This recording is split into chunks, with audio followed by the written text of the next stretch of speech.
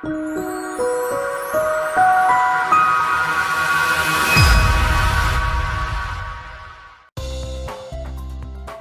you find yourself running out of time to accomplish your work? Are you spending time doing things that you're not that good at? There are effective ways to outsource these tasks so you can focus on your business. This is the Virtual Success Show. We bring the inside scoop on outsourcing success for entrepreneurs by entrepreneurs. And now, here are your hosts, Matt Malouf and Barbara Turley. Hey everyone, and welcome back to another show of the Virtual Success Show, where I'm joined by my co-host, Matt Malouf. How are you, Matt? I'm well, Barb, and yourself? Good, thank you. Good, thank you. Really enjoying this series that we're doing on your book, The Stop Doing List. It's been, I've actually learned, I learn a lot every time I do this show, but it's about refining things. And although I've gotten quite good at all these steps of delegation and systems and processes and teams over the last few years I've been doing this, there's always little bits that I learn more of when we do these shows, and particularly from this series about the Stop Doing List. Yeah, it's interesting. I started writing the book 2 years ago, and it's obviously we published it 3 months ago now. And as you go back and you remember and you go, oh yeah, we put that part in there, and as I was preparing for the show, there's things you forget that you put into the book. So yeah. It's really great for me to go back and reiterate what I actually put in here as well. Well, I think the point actually, it's a good point we should sort of make here. And I've often said to clients, processes are not a one-time thing. Like none of this stuff is you just set and forget. It's a constant evolving process of mindset. Stop doing. Okay, today we're going to tackle part 3 of the book, which I think is probably one of the most important areas to get right. And one of the areas we see a lot of clients getting tripped up in, which is actually how to stop doing. So when you create your task list, you've got all your processes and systems in place, and you delegate, and you got the VA on board, and you've done everything you were told to do. And then this is the area where people often fall down. So first of all, Matt, can you tell me, why is that? What happens in the actual process of how to stop doing? Yeah, and this was one of the most interesting parts to write in this book, because I think many of us, myself included, have delegated and passed tasks on before, and it seems like that boomerang effect where they keep coming back to us. And I was just intrigued. I kept asking, what is it? Why do these tasks keep coming back? And then in my research, I stumbled across what's called the KRC model, or the knowledge, responsibility, control. And it's a model that is part of the Hubbard management system. And I started reading, and I'm like, I get it now. I understand. And what the theory says is that without knowledge, we actually are unable to effectively be responsible or control any aspect of anything. This is not just related to business. And so what I came to realize was we were passing these tasks on to others, yet as business owners and entrepreneurs, we were the greatest knowledge holders. And our teams didn't have the knowledge, yet we were asking them to take responsibility and control aspects of our business. And so I was like, this is it.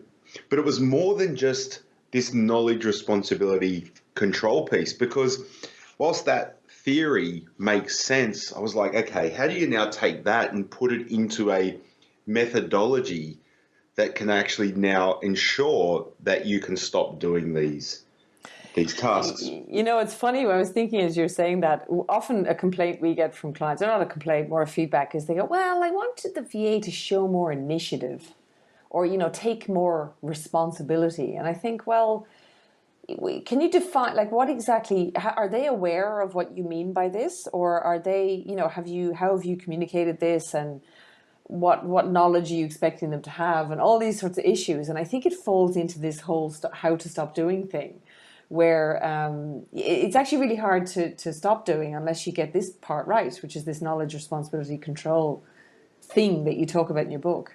Absolutely. And on page 93 of the book, there's a there's a diagram which I termed linking the KRC, because it's one thing to have, yep, I've got to impart knowledge so that they can take responsibility and control. But again, how do I do that? And so the links were understanding that in order to start imparting knowledge and enable somebody else to take responsibility, there needed to be training systems and technology and a blend of these. And with systems being at the center of this, you see, in order to delegate effectively, you need a combination of systems and training. And in order to automate, you need a combination of systems and technology.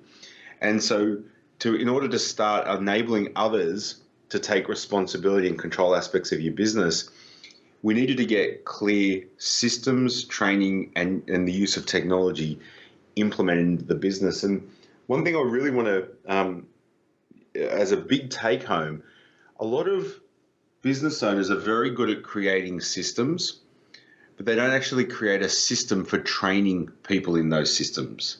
There's no training plan. There's no methodology. There's just, here's a checklist or here's a video, go and watch it, and that's it. And you maybe have a conversation about it. And so if you look at big corporates, they invest millions of dollars into training their people to learn and grow constantly. And unless you're committed to that, these tasks will keep boomeranging back to you. The training thing, honestly, I mean, people just don't want to do it. That's what we find when clients come in. The clients that get the most success are those that invest. And again, all of this is investing time, energy, money, whatever it is that you want to do in training. And, you know, although at Virtual Angel Hub, we have our own, I've invested heavily in training of VAs. As you know, they've got to come through a massive training program on digital marketing and all this sort of stuff with us. And even with that, though, they go to a client, but there's specific things for that client's business that we can't train on. But those are usually the tasks that'll trip the two people up, because there was no training or effective training given. There was just a task list given, and that's it. You know, here it's now your responsibility. And just to add to that, I think part of it is avoidance. I think part of it is not knowing how to effectively train either. Yeah. Yeah. Effective training is a skill in itself, and it requires you to be an exceptional communicator and understand the steps to help people learn. And it's interesting too. The one thing I love about Virtual Angel Hub and the team members we get from there is, number one, they're trained, and number two, we are trained as entrepreneurs how to work with a virtual assistant too. And so it's an invaluable service. But this training piece is so critical. And I mean, even thinking actually as we're talking, I mean, there's so much more we can do in that area at Virtual Angel Hub, and we are planning to offer more based on, you know, the programs you're bringing out in this whole Stop Doing concept, because I see it as such a pivotal thing in getting success for clients. So this is really crucial.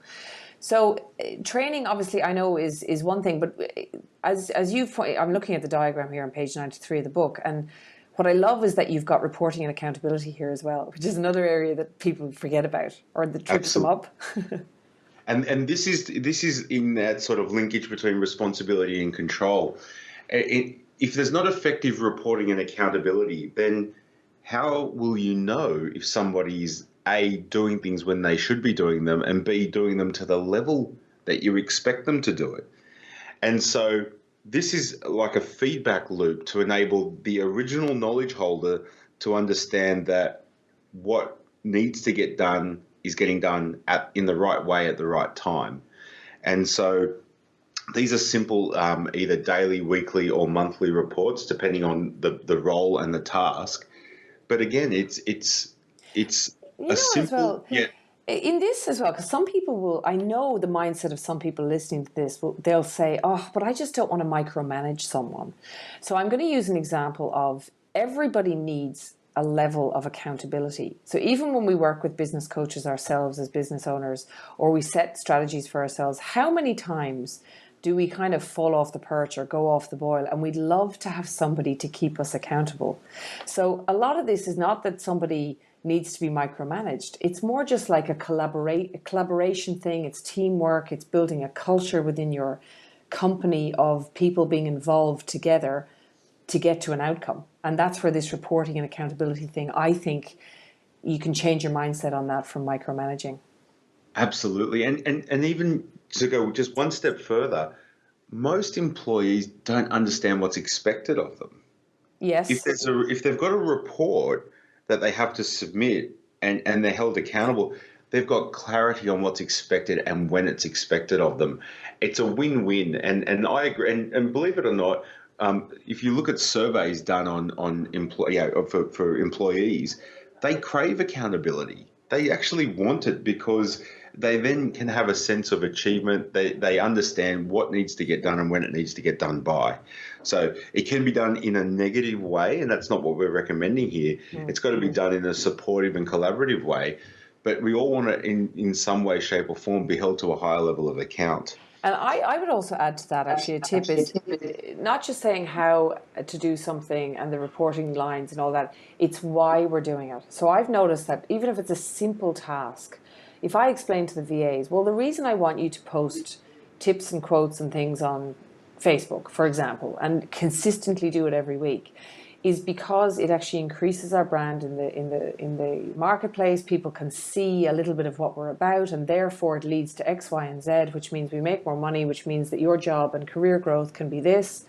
You know what I mean? So it's like tying it back into the greater vision and the strategy, and they get way more excited about it then. Absolutely. Yeah. And again, simple, that can be part of the training of this as well. Mm-hmm. Yeah, I would add that to the training, definitely, the why of why their role is important in the greater, it's not just a cog in a wheel, it's the greater scheme of things. Absolutely. And so the last linking piece is linking control back to the original knowledge holder. And this is management. And this is where you need to develop a strong and simple meeting rhythm with your people. And it will vary from role to role. And where you're talking to these reports, you're talking to these KPIs, and you're working together to actually move everything forward. And this is a really key piece because, we spoke about the concept of abdication. Here's a task, off you go and do it. And that will always fail. Yeah. And your role as you stop doing these things is to then manage. And again, as Barb was mentioning earlier, it's not to micromanage. I don't need you to be, you don't want to be involved in that level. If you're going to be, you may as well do it yourself. And that defeats the whole concept. The point is, it's knowing what's getting done, when it's getting done, and being able to guide and direct the person that's doing it to do it the way you do. And part of the management is teaching people how you think when you do the task and asking them questions to help them get a deeper understanding so that they can, gain greater knowledge so that they can do it to a level far greater than you ever will. You know what? I want to share a little story here, and it's a sort of a tip in doing this. A lot of people view the word management. It kind of has a bit of a negative connotation. It's a bit like a babysitting thing. People don't want to do the management. Always sounds a bit, So what I've started doing with my team, and I just cannot express the magic that has come from this. And I just didn't know what I was doing at the time, but I started doing daily huddles. Now, this is this whole Scrum technique and huddles. Huddles is like a 10 to 15 minute daily meeting that is fast and everyone has to say what they're stuck on. And what I started doing was I started getting one of my team to lead the meeting instead of me. So it gives them a sense of, I see myself as part of the team as opposed to the manager of the team. So we all collaborate together, and my role in the team is to help where people are stuck. And that's what so all of a sudden everyone feels really good about this whole management thing that's going on. I'm not managing them, but I kind of am, I'm there to sort of lead rather than just manage. And I think that's a key thing, that if you can flip the lid on that with your team, I have seen a massive increase in idea generation, and just not just productivity, but the ideas coming out has been magic from that move. And I didn't do it for that purpose. I did it more for productivity, or for me to be more involved. But the result has been exceptional. cannot express how good the result has been. Yeah, and again, there's countless stories like this, and yet it's such a simple mindset shift that Barb's just described here. Yet it's so powerful and has an exponential return to your business. And your people as well are far more honest and excited in that environment because you're a member of the team as opposed to the boss, which is kind of that flat structure thing. Maybe that doesn't work for every business, but I'm more a fan of that myself.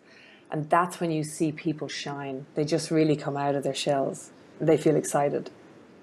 And just to add to this, so management is where at times you're going to have tough conversations. Yeah. You're going to have to hold people to a higher level of account. You're going to have to show them where they've done the quote unquote wrong thing. But it's about helping them and helping them to get back on track. But also with a good management rhythm and meeting rhythm, things don't get too far down the track or off track before you pick it up. And so by meeting regularly and talking to an agenda, not just having a chat, you'll find that you'll get a greater cadence in your business and faster growth. And I actually think you'll have less of the tough conversations. You know why? When I've found with my team, when we're having these daily huddles, it's very easy to see who the winners are. And the level of everybody lifts because they're all kind of going, oh, okay, I could do it that way. And then the people who are either not interested or falling off a perch, there's nowhere really for them to hide. So you'll find they'll either resign or they'll step up. So actually you sort of avoid, though, I have found less difficult conversations because it's very transparent who's not lifting to the level that everybody else is. Yeah. So that's that's a great and it is tough to do this, guys, but it's so worth it. I mean, when you follow these steps, it really is worth it. And I learned this kind of the hard way by myself, but this book just lays it all out for you and exactly what you need to do. So I think it's pivotal for any business. Oh, thank you. And it's keeping in mind that it's not going to be any one thing. Mm-hmm. It's the combination of all of it. It's the that KRC model. It's understanding that it's a combination of training systems and technology with reporting and accountability and management that is going to enable you to stop doing. And unless you focus in and it's a formula and it works time and time again. And unless you follow the formula, it'll be hard. The things will stay on your list. They'll keep boomeranging back to you. And what you'll find is you'll have to be working harder and harder. You'll put a ceiling on your growth and you won't enjoy your business. And you'll be hiring and firing all the time because you'll blame your people. So I just want to make a point here that this KRC thing is completely the responsibility of the business owner and not Correct. The team. In time, when your business gets bigger and you're doing 10 million, you can hire a CEO to do this or a general manager or something. But this is really the job of the business owner. And I would challenge any business owner to say, if your team are failing and things are chaos in your business, it's because you are not stepping up into this particular role. And the person that really you need to look at is yourself, which is a very tough thing to say. But, I've had to do it, Matt, you've had to do it. And really, the buck stops with you as the business owner to get this right. Yes, absolutely. Well, Matt, listen, this series has been great. So this has been a 3-part series on the Stop Doing List book that Matt just recently published, and you can go to stopdoing.com.au. There's lots of free resources over there. There's links at the bottom of these shows to some of the resources that you can use to do this, and I would urge anyone, get out and buy the book and, take it on holiday with you, because honestly, I read it on holiday and I came back firing. I felt great. And I made some changes in my business. So, also, guys, if you're listening on iTunes, please give us a rating and a review. We'd love to get this show up the ranks in iTunes. And you can also join the conversation in our Facebook group, Virtual Success on Facebook, and let us know in there if you're struggling with something or a topic you'd like us to cover in terms of teams, virtual teams, and virtual success. So until next time, thanks, Matt. Thank you, Barb, and thank you to all the listeners. And Barb, thank you for interviewing on the book. It's been my pleasure. It's been great. Okay, see you guys. Thank you for listening to the Virtual Success Show. If you found this show helpful, take a moment to share it with a friend so that we can all grow together. Find out more about the inside scoop on outsourcing success by going to our website, virtualsuccessshow.com. Until next time, thanks for listening.